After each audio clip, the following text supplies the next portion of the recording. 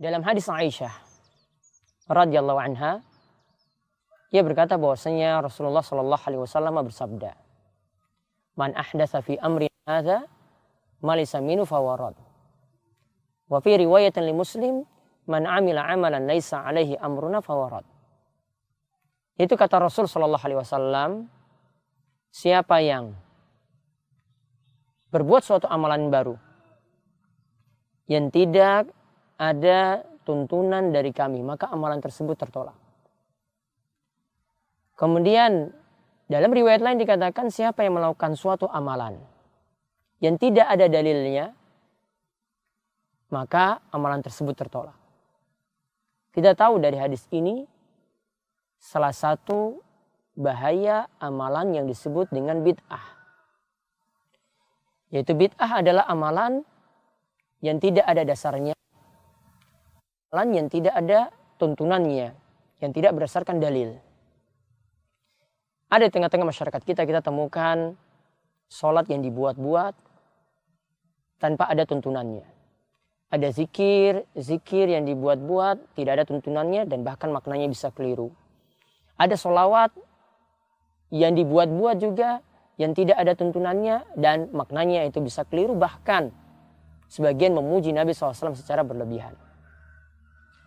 Intinya ketika kita temukan hal-hal yang tidak ada tuntunan di sini tengah masyarakat, kita tahu bahwasanya memang kita butuh untuk ingatkan. Kita harus luruskan. Tidak bisa kita biarkan begitu saja.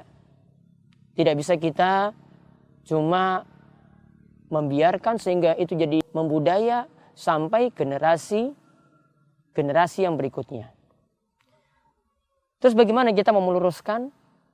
Salah satu strategi, trik dalam dakwah itu adalah mengatur kata-kata ketika mengucapkan bid'ah.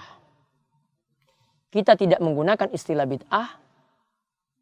Ya, kita tidak menggunakan istilah bid'ah, namun hendaklah kita menggunakan kata-kata seperti ini tidak ada tuntunannya, ini tidak ada dasarnya, atau tidak ada dalilnya. Karena kami sendiri pernah merasakan bahwasanya sebagian masyarakat sangat antipati ketika mendengar kata bid'ah.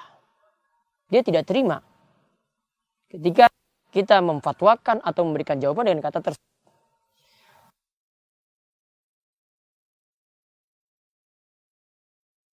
Amalan yang tidak ada tuntunannya, oh dia paham bahwasanya amalan ini saya tidak boleh lakukan.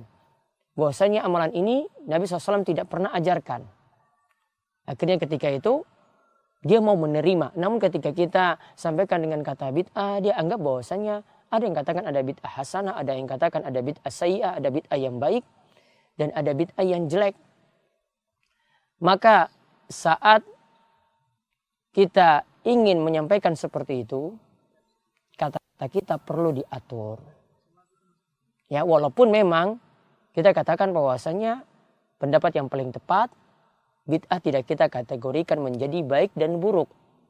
Kita katakan bahwasanya pokoknya setiap yang tidak ada tuntunannya itu kita sebut dengan bid'ah. Namun ketika kita menyampaikan pada jamaah, apalagi mungkin situ ada pemuka-pemuka agama, atau di desa disebut dengan rois, atau disebut dengan pak kaum, mereka sudah notabene ketika itu melakukan amalan-amalan yang tidak ada dasarnya, butuh diluruskan, dan mereka asalnya mau terima, hati mereka itu mau terima.